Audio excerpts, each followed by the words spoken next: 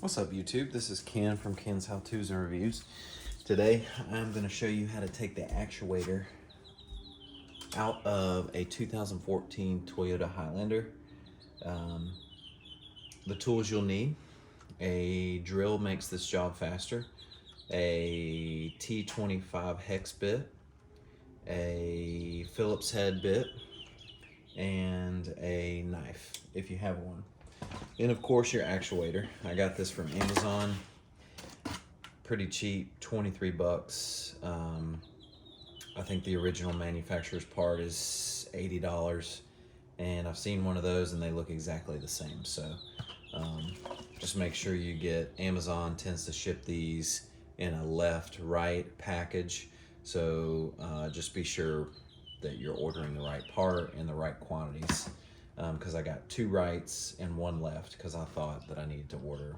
Anyway, that's beside the point. But today I'll show you how to actually take this panel off and replace the actuator.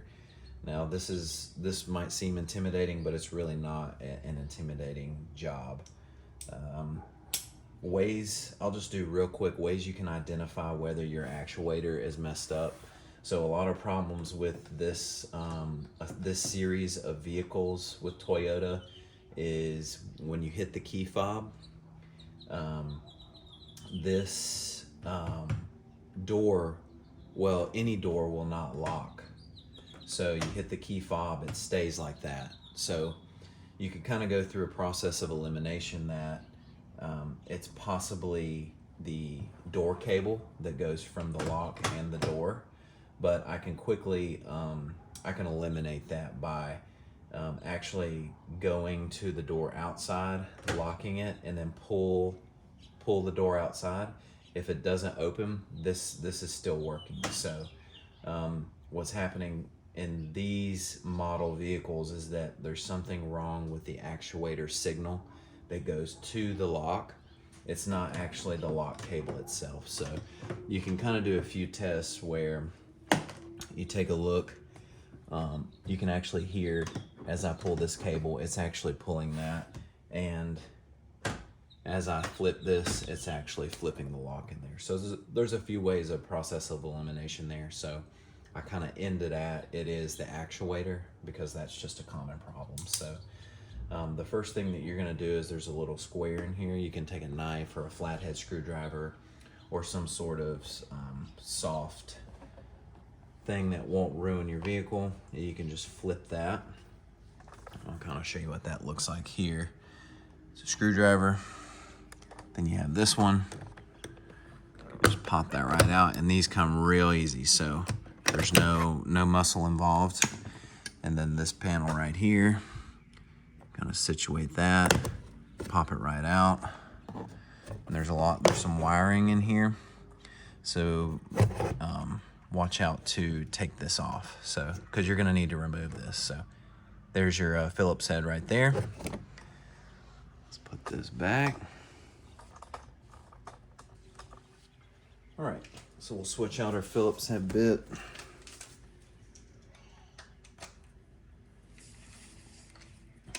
Take these off. 1, 2. Be real careful to keep track of these things because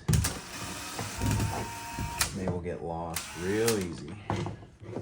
So I'll just put them on the floorboard right here where I can keep track. Now I know I'm gonna have to take this off. So there's a little thing right there that you just press down, put that somewhere safe. Something about this door panel that's not common with other door panels like the 2012 Toyota Highlander is once you take those screws off on an 11 Highlander, this door panel can just pop off. This one, this is a critical piece to this one coming off because you have to lift and then pop off. Let's make sure you get all these off. Now I'm gonna lift, I'm gonna kind of pull and lift at the same time.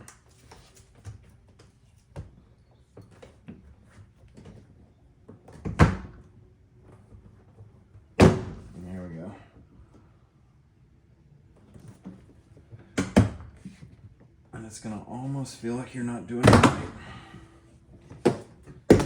Because your entire door panel is gonna come off. All right. So this is what this bad boy is gonna look like inside. So you've got your two cables. We can see that those two cables are doing okay. And they're actually connected to the actuator in there. So what you're gonna do is if you have another phone or a camera, you're gonna take a picture of this setup because these wires crisscross into this door. So you need to know which color goes where and remember that. So green on the bottom, white on the top.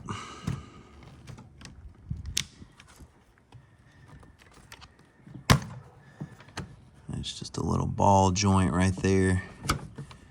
You just take it right out. So those are in pretty good shape. And you gotta keep these because you're gonna be able to use them with the other actuator. So that's very important. All right, we also have a light down here. So you're gonna undo this guy. Well, I took the whole thing off. That'll be all right. Sometimes you gotta just roll with it. All right, set your door panel aside. Now what I do is I kind of peel this back. This sticks real easy. It's kind of like some tar adhesive. Just keeps the weather out. So don't be afraid to get in there and pull this back because you're gonna need the room. Peel that back. You also need to reach in there. So we're gonna switch out our bit to a hex bit. And then we're gonna take this off. Keep track of these screws. All right. Now this part can be a little tricky because this guy's in there where you cannot see. So we're gonna need to take this out because that's the signal that's gonna open our door. So depress that little guy, take it out. And your actuator should just come right out. There's a rod that comes down right here that there's a little notch for. So that's what you'll need to remove to be able to get this out. And I don't know if I'll be able to show you, but this guy right here, see I'm moving it with my finger. There's a little depression in the actuator where this goes into. You just gotta cut that loose.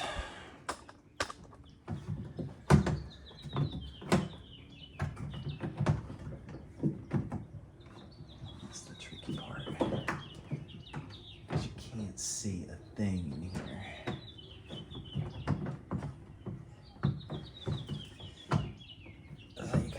Angle it. Also don't want to break anything, so.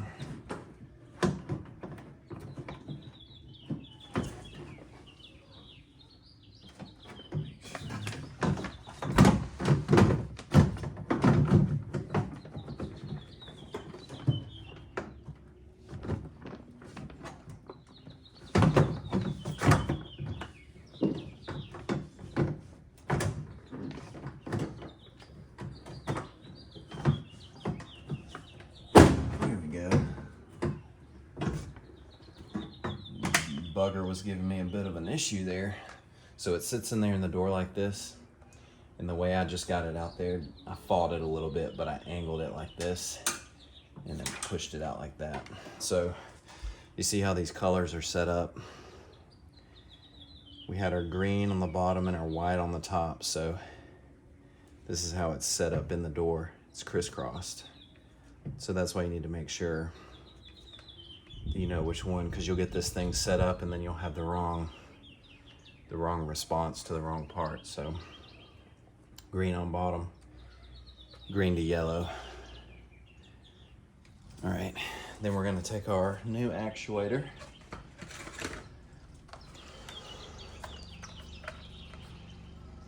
And we're gonna line these up. So yellow on top, blue on bottom.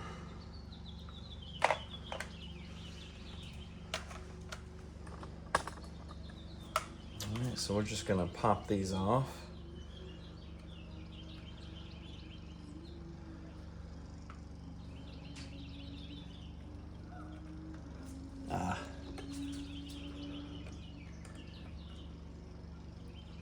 Just gonna break it because it is old and gone. Just be sure not to cut your wire, which I'll probably do.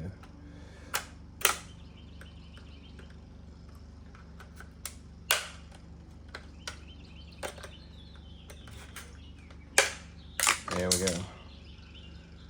All right, don't do that to your new one.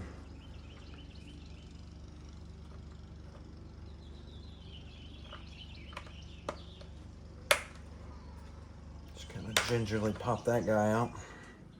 All right, so we're gonna take our yellow.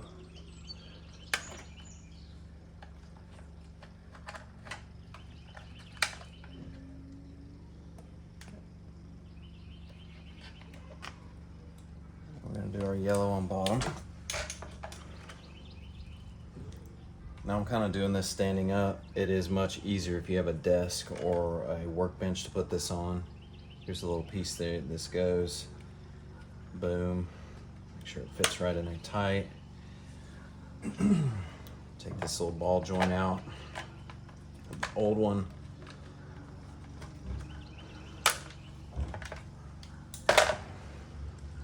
And it looks in decent shape. A few more years out of it. Pop that guy in place. In. All right, shut this back. Now we can put this back in there. And I'll show you where the rod inside the door goes into the actuator. It goes right here. And that rod pushes up and down. So you've got to get that rod lined up with this. Once you have it in the door, you can use a flashlight and finagle that guy in there. There's also a rod up inside here that goes into this part. So once you get it in, finagle this one, and then kind of reach up in there and get this one. So we'll attempt to do this now. I'm gonna put it in this way.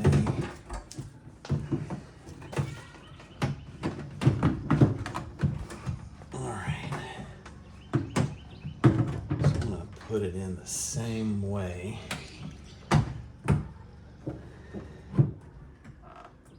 This. Little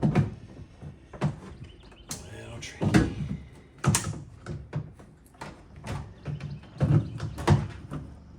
Make sure that I'm not ruining anything in there. Parts or components. Get in there, man.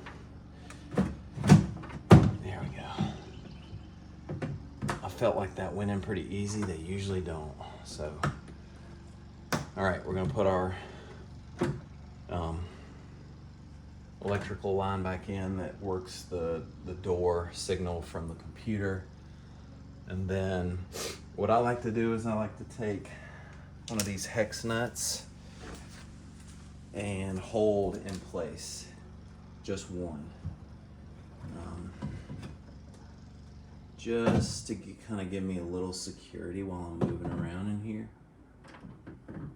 And I'm not gonna crimp down on it too hard. I'm just gonna put it in place to help me hold it.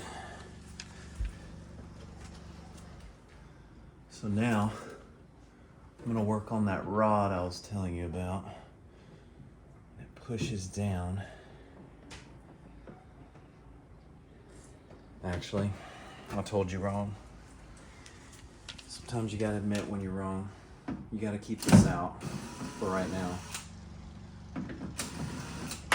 Crucial piece of this is getting that rod back in to that little space I was telling you about. And you need it to go lower to do that. So, there we go. All right, now it's in there. I can seat it. Okay, I got the rod back in. Now, I can put the screw in to help me hold it for the remainder of the project.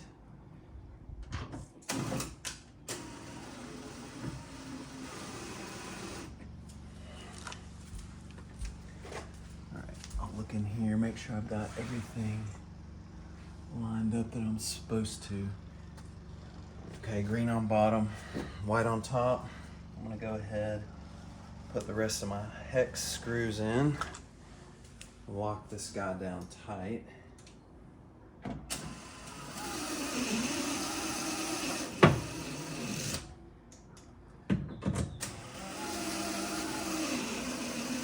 And don't do them really tight on the, tighten that one, tighten that one, tighten that one. Just gonna go in a triangle right there. All right, we've got it lined up. All right, now we can put our door panel back on. So this is kind of one of the trickier parts. If you have a buddy who can help you do this, it'll be beneficial. There's a little slot right here to put these through. Oh, those birds are loud. All right, tape this guy back up.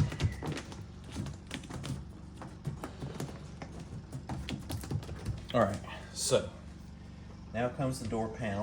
I'm gonna switch back from my hex to my Phillips head, because I'm gonna need to get these in place.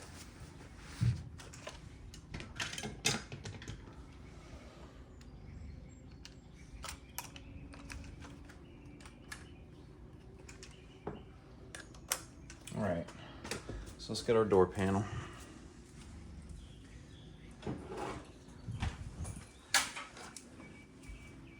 So if you do have some help, go ahead and get somebody to help you do this part.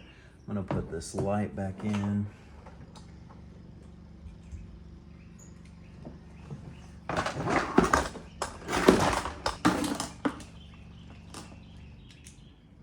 This part.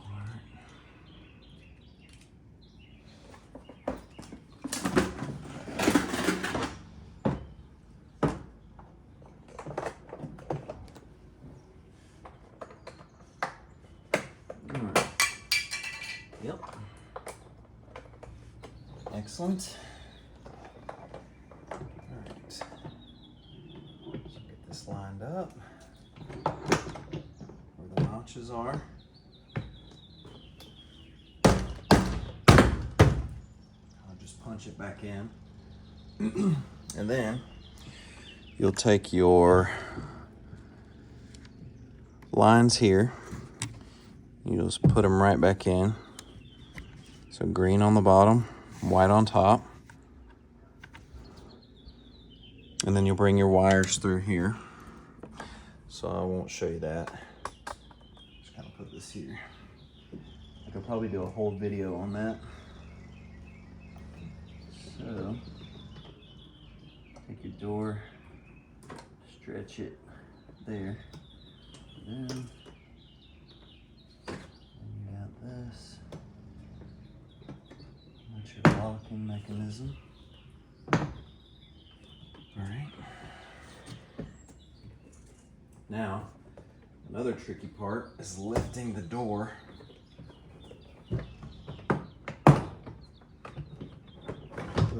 Lifting it up, putting it back in. So I would put this part in first, lift, put in, and then, because pro tip here, if you notch these in without putting this in first, it won't stretch to go over that ridge that you need to put it over. So make sure you do that. Now, keep track of which screws went where. Got my 2 washer nuts here that go in the bigger parts of the door. And I've got my daintier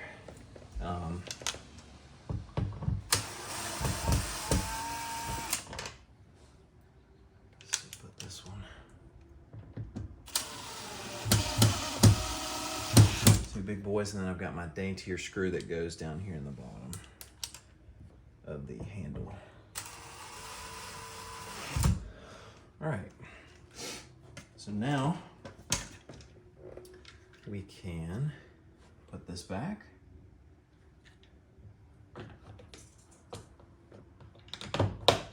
Here we go. Put this back. Pops right in. And we can put this back. This one's pretty self-explanatory. And pop this guy back in there.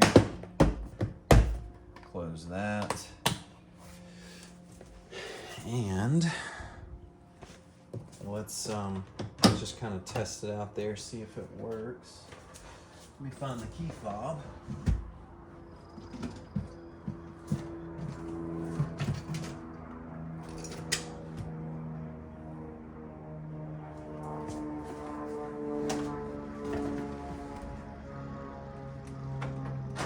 All right, we've got a working vehicle now. So I just hit the lock, unlock, and this is actually moving with it. So the new actuator sensor is working now. It's communicating with the computer, and now you've got a functioning door. So maybe I'll do another video on how to change these little things out in here, since you didn't get to see that. But if you like what you see, subscribe and like, and we'll see you next time.